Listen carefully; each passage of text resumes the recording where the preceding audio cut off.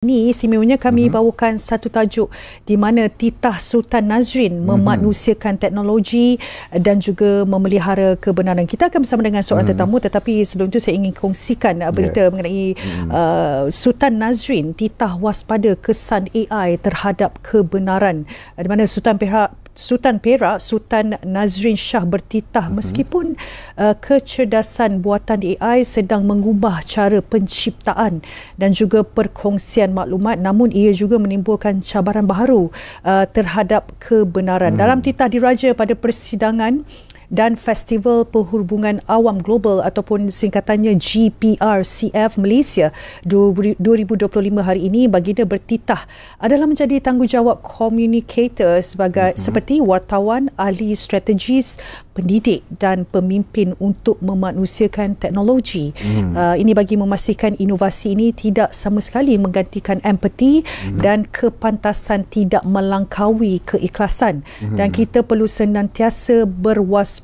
Dan kata Sultan Perak, Sultan Nazrin Shah, dan dalam era maklumat salah tersebar lebih pantas berbanding pemahaman, dan kita seharusnya mendepani cabaran ini bukan dengan permusuhan, sebaliknya dengan satu kebijaksanaan serta komitmen teguh terhadap kebenaran dan pendekatan secara aman.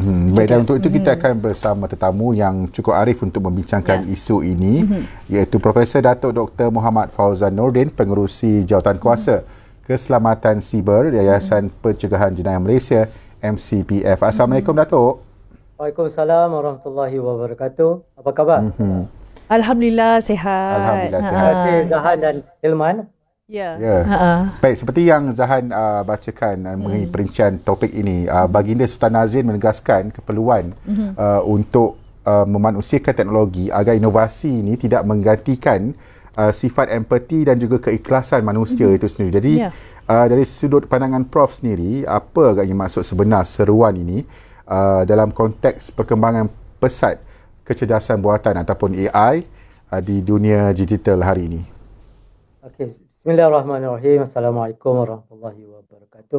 Terima kasih yang menjemput saya memberi pandangan. Titah Sultan Nazrin amat tepat, dan kita sekarang ni dalam keadaan di mana manusia nak menjadi robot atau AI, dan AI nak jadi manusia. We are confused ourselves, dan sebenarnya AI ni memang baik. Ada 3 mazhab sebenarnya di dalam, saya namakan 3 mazhab. Pertamanya menerima AI dengan tanpa soalan. Dia terima je, dia pakai, dia terima tanpa ya ini bagus dan sebagainya. Itu pun saya tak setuju. Nombor 2, kita menolak AI dengan beribu alasan. Itu pun saya tidak setuju. Yang saya mencadangkan ataupun menggalakkan, kita menggunakan AI dengan bijaksana, dengan wisdom, dengan hikmah. Dan seperti mana yang Zahan kata tadi, bahawa fake news ni travel very fast. Dan mengikut MIT study, fake news travel 6 times faster than true news. Itu di MIT, di Malaysia mungkin lebih lagi. Jadi kita kena menapis, kita kadang-kadang jadi palatau. Kita lebih tahu semua.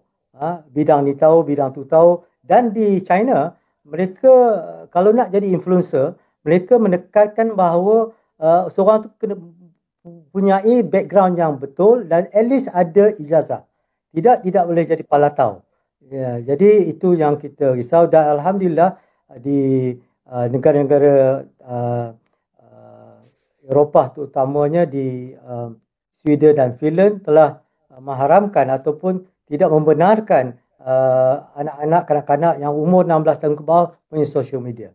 Jadi balik kepada berpaksikan nilai kemanusiaan, alhamdulillah di Malaysia ini Datuk Seri Anwar sendiri, Prime Minister kita, mencadangkan bahawa kita mengikut nilai-nilai madani.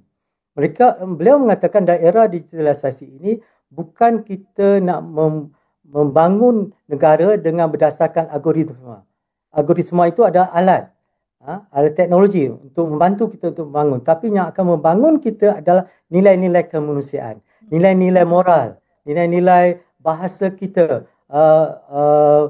kita punya kesusasteraan. Jadi ini yang kita kena bentuk untuk mengimbangkan dengan teknologi kadang-kadang tidak bernilai. Kadang itu yang kita risau, sebab teknologi ini kadang-kadang boleh jadi pisau. Can be a knife, can kill a people, can cut an apple. Jadi kita kena berpandukan, berimbangi dengan akal dan juga qalbun.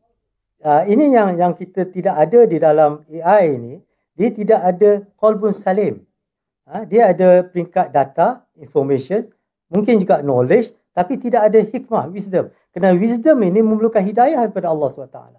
Jadi adakah kita manusia ini, terutama kita orang Islam ini, kita solat, diminta pedoman ataupun bimbingan daripada Allah SWT, dan doa itu dan Allah akan memberi kita hidayah, dan ini menyebabkan kita membina kehidupan kita yang cara yang benar. Tapi AI is the machine. AI hanya, kalau mengikut Profesor Osman Bakar mengatakan bahawa AI hanya alat.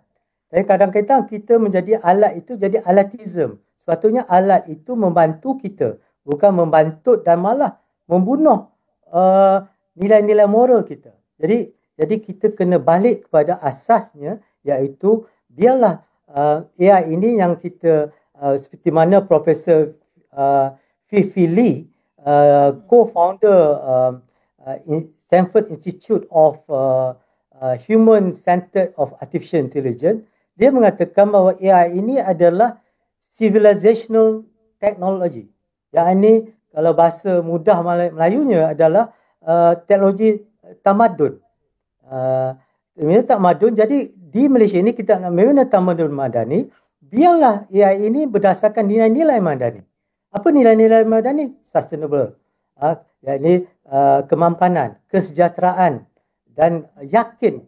Dan kita kena ada yakin tentang sistem kita, dan kita kena hormat dengan sistem, dan orang pun kena hormat sistem kita, dan dia punya daya cipta yang berdasarkan nilai.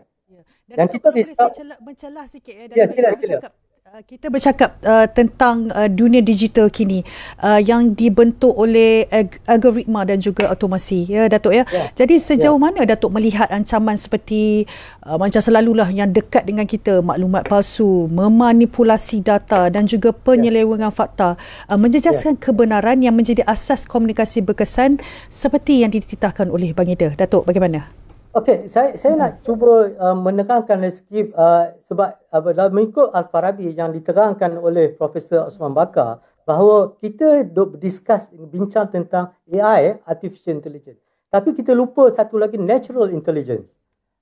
Ataupun kecerdasan tabi'i, Natural Intelligence. Dan satu lagi adalah Prophetic Intelligence, yang ini kecerdasan nubuah. Kita dalam menjelaskan, menguraikan apa itu natural intelligence, Profesor Osman Bakar menerangkan bahawa dia ada 5 peringkat natural intelligence, di mana dia ada sensory, ada sensory, dan ada khayal, ada akal dan fikir. Dan ini memang boleh dibuat oleh AI. AI boleh buat sensory, 5, dia boleh dengar, dia boleh lihat, dia boleh jalan, dia boleh cakap dan sebagainya. Khayal, AI boleh khayal, dia panggil hallucination, dan dia boleh rationalize, yang ni akal dan fikir dia rationalize. Tapi rationalize ini berdasarkan algoritma. Itu yang kata algoritma tadi.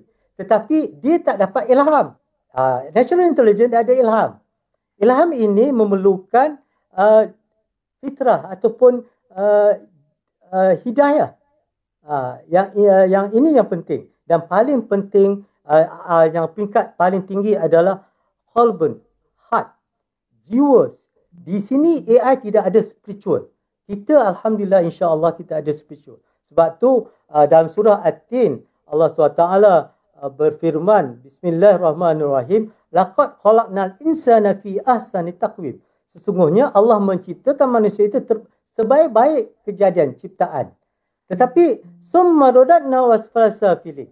Tapi kadang kita ini rosak dia, sebab ayat surah Syam, Allah menerangkan dalam surah Syam jawapan yang kenapa kita terbaik dan kenapa kita kadang-kadang menjadi rendah, kerana Bismillahirrahmanirrahim, qad aflaha man zakkaha, kerana indeed his success will purify oneself. Kita mensucikan jiwa qalbun salim itu. Dan kalau kita qad khaba man dassaha, ini kerana kita yang menggagalkan, merosakkan jiwa kita.